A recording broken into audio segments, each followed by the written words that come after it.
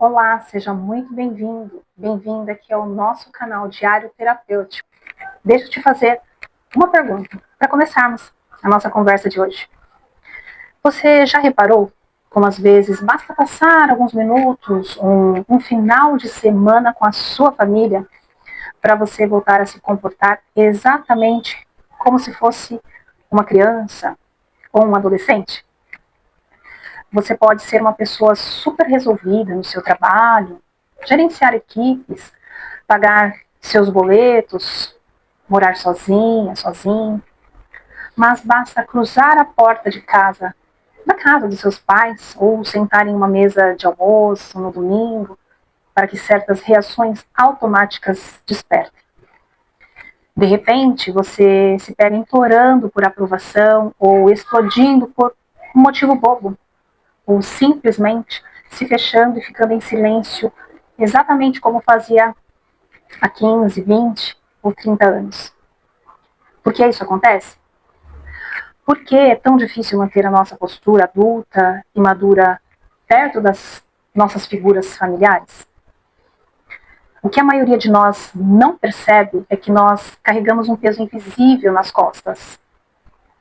Uma necessidade constante de agradar, uma obrigação velada de resolver o problema de todo mundo, ou uma culpa silenciosa que nos acompanha no dia a dia e que a gente nem sabe de onde vem. No vídeo de hoje, nós vamos fazer um mergulho profundo no nosso inconsciente e no nosso campo emocional. Vamos compreender como as dinâmicas da nossa infância, desenhar um roteiro que você está encenando hoje na sua vida adulta. E o mais importante, eu quero te convidar a refletir sobre como começar a soltar os pesos que nunca foram seus. Se você gosta desse tipo de abordagem, se você busca se compreender de verdade, aproveita esse momento inicial para se inscrever aqui no canal, curtir o vídeo e se preparar. Pega uma água, um café, porque hoje a nossa conversa vai ser profunda. Para a gente entender o presente, a gente precisa olhar para trás. Mas não com um olhar de julgamento ou de acusação. A gente precisa olhar com os olhos de um observador atento. Imagine que quando você nasceu, você não entrou apenas em uma casa. Você entrou em um teatro, que já estava em pleno andamento. O espetáculo já tinha começado há anos, talvez há gerações. Os seus pais já tinham os papéis deles, os seus avós já tinham deixado as favas escritas, e existiam regras invisíveis sobre o que podia e o que não podia ser dito ou sentido naquela casa. Toda criança tem duas necessidades básicas absolutas. A necessidade de vínculo, de ser amada, aceita, e a necessidade de autenticidade, de ser quem ela é. O grande problema é que, na maioria das famílias, para garantir o vínculo e o amor dos pais, a criança precisa sacrificar a sua autenticidade. Ela percebe de forma muito sutil e inconsciente o que agrada e o que assusta os pais. Se a criança chora e o ambiente fica caótico, ela aprende que expressar tristeza é perigoso. Se ela sente raiva e é severamente punida, ela entende que para ser amada, ela precisa ser sempre boazinha. É assim que nós começamos a vestir personagens ou máscaras de sobrevivência emocional. E nós passamos a desempenhar papéis específicos dentro do sistema familiar. Eu quero que você preste muita atenção nos papéis que eu vou descrever agora e tente identificar qual deles foi o seu na infância. Primeiro, grande papel é o do sustentáculo, também conhecido como salvador ou mediador da família. Essa é aquela criança que cresceu sentindo mesmo que ninguém tenha dito isso textualmente, que ela precisava ser forte. Ela via os conflitos dos pais, via a mãe chorando, o pai estressado, e o inconsciente dela pensava: eu preciso cuidar deles. Se eu der problema, a minha família desaba. Essa criança cala as próprias dores para mediar as brigas dos adultos. Ela se torna o porto seguro de todo mundo, antes mesmo de entender o que é a vida. O segundo papel é o do perfeito. Ou menina de ouro. Essa criança percebe que a única forma de receber atenção, elogio ou um olhar de orgulho dos pais é performando perfeitamente. Ela precisa tirar as notas mais altas, precisa ser exemplar, não pode errar. Não pode dar um único trabalho. O amor para essa criança se torna condicional à utilidade e ao sucesso dela. O terceiro papel, muito comum e muito doloroso, é o do invisível. Em casas onde o ambiente já é extremamente caótico, talvez por causa de uma doença na família, problemas financeiros graves ou pais muito instáveis, essa criança aprende a tática de não existir. Ela pensa: eu vou ficar quietinha no meu canto, não vou pedir nada, não vou incomodar. Ela se torna um fantasma na própria casa, para autopreservação. E por fim, temos o papel do bode expiatório, ou a ovelha negra. É aquela criança que canaliza toda a disfunção do sistema. Se a família está prestes a explodir por tensões ocultas entre o casal, essa criança começa a se comportar mal na escola ou a adoecer frequentemente. Inconscientemente, ela atrai o foco do problema para si mesma, para que os pais se unam para contê-la, desviando assim a atenção da verdadeira crise familiar. Deixa eu te perguntar, olhando para a sua história com distanciamento, qual era a sua máscara?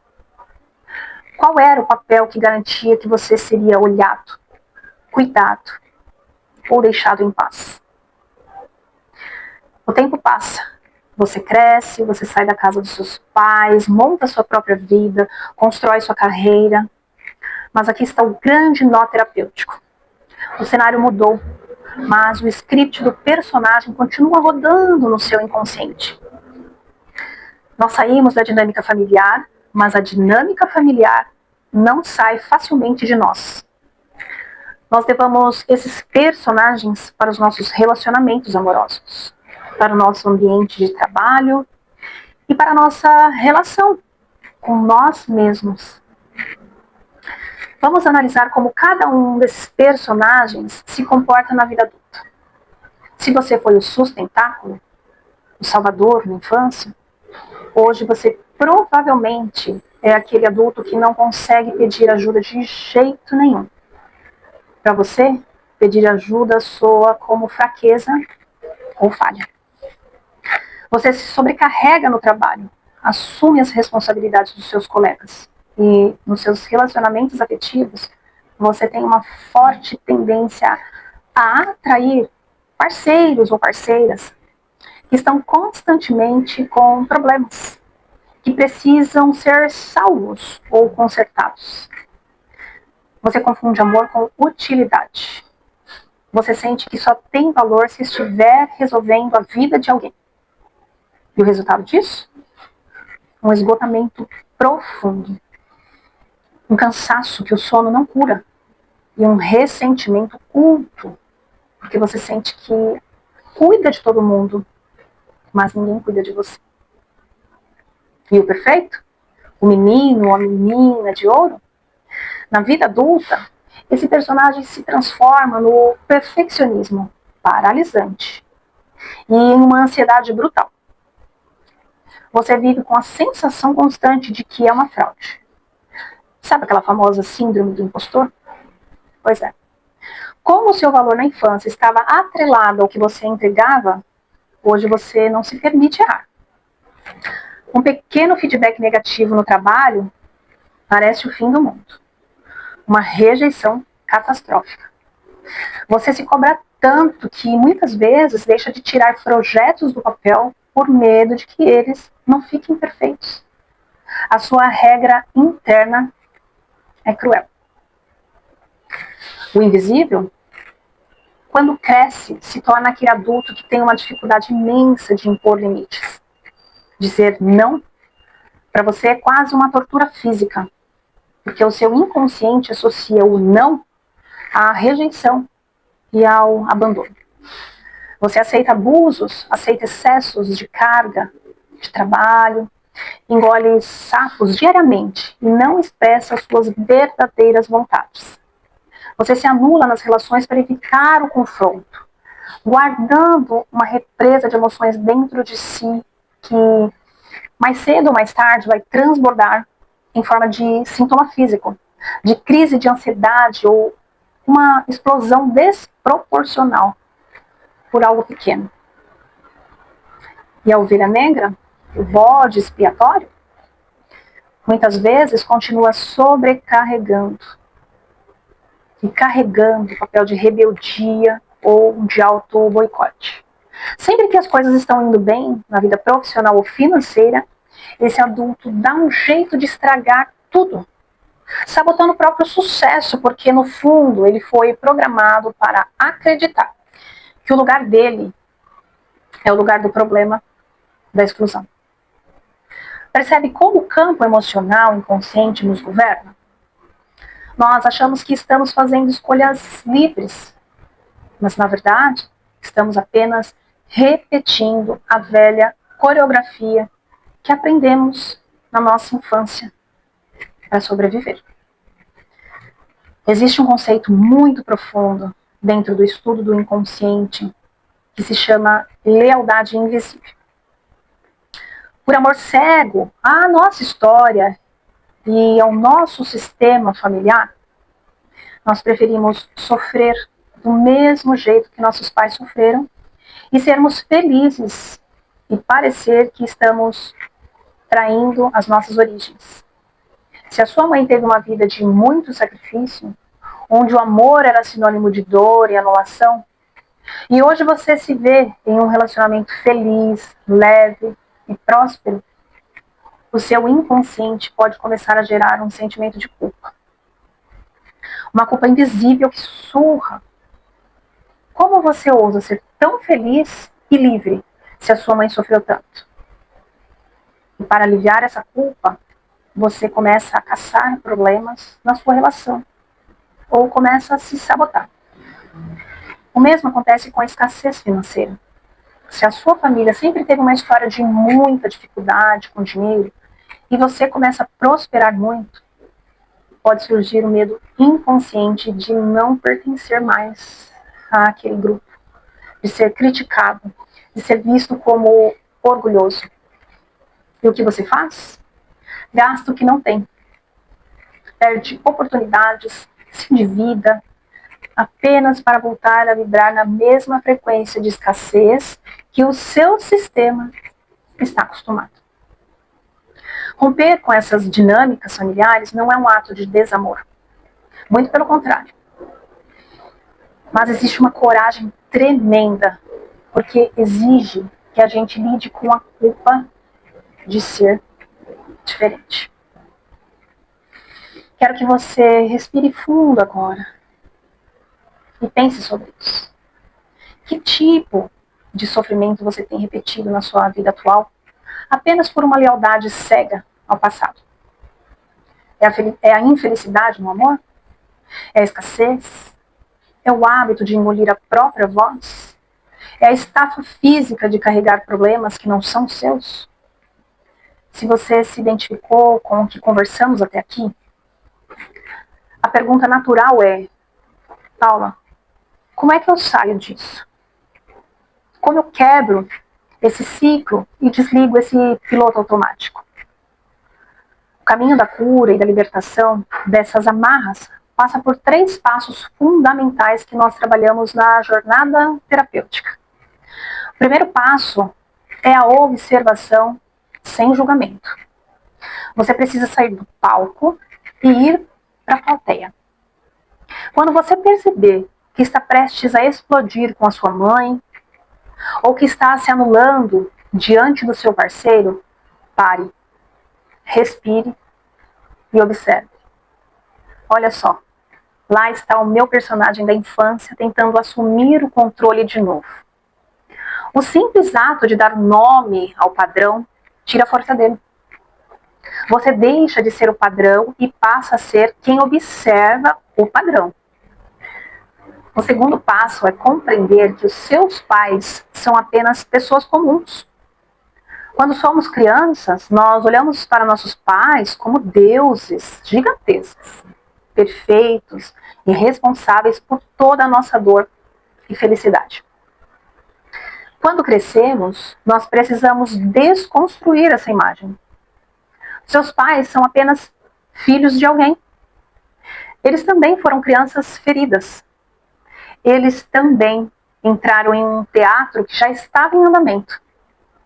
Eles te deram o que tinham para dar, dentro das limitações, das dores e do nível de consciência que eles possuíam na época.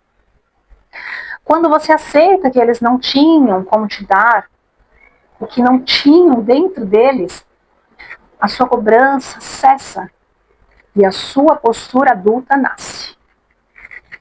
O terceiro passo é o exercício interno da evolução. É um trabalho mental e emocional de diferenciação. Você precisa olhar na sua tela mental para os seus pais, para a sua história e dizer internamente: eu vejo a dor de vocês. Eu respeito a história e os nós que vocês carregam. Mas eu escolho deixar com vocês o que é de vocês. As frustrações do casamento de vocês pertencem a vocês. A escassez de vocês pertencem a vocês. Eu sou apenas o filho, a filha. Por amor a vocês e a mim, eu me dou a permissão de fazer diferente. Eu escolho caminhar leve. Diferenciação não significa romper laços, não significa deixar de amar ou sumir da vida da família. Diferenciação significa que você pode amar os seus pais profundamente, mas escolhendo não carregar os pesos, os traumas e os destinos difíceis que pertencem a eles. Significa assumir a responsabilidade pela sua própria vida agora. Ressignificar a nossa história e as nossas dinâmicas familiares é o trabalho de uma vida inteira. É um processo diário de paciência, de autocompaixão e de muito acolhimento com a sua própria história. Mas eu te garanto, cada passo em direção à sua liberdade emocional vale muito a pena. O adulto que você é hoje tem total capacidade de acolher a criança que você foi, sem precisar exigir que o mundo exterior faça isso por você. Eu quero muito que essa conversa continue. Por isso, deixa aqui nos comentários com qual daqueles papéis da infância você se identificou mais. O sustentáculo? O perfeito? O invisível? Ou o bode expiatório? E como você percebe isso na sua vida hoje? Eu vou ler os comentários com muito carinho. E se esse conteúdo fez sentido para o seu momento atual, não esquece de compartilhar com um amigo, com aquela amiga, ou com aquele familiar com quem você sente que pode compartilhar reflexões profundas. O meu muito obrigada por caminhar comigo em mais essa página do nosso Diário Terapêutico. Um beijo no seu coração e até o próximo vídeo.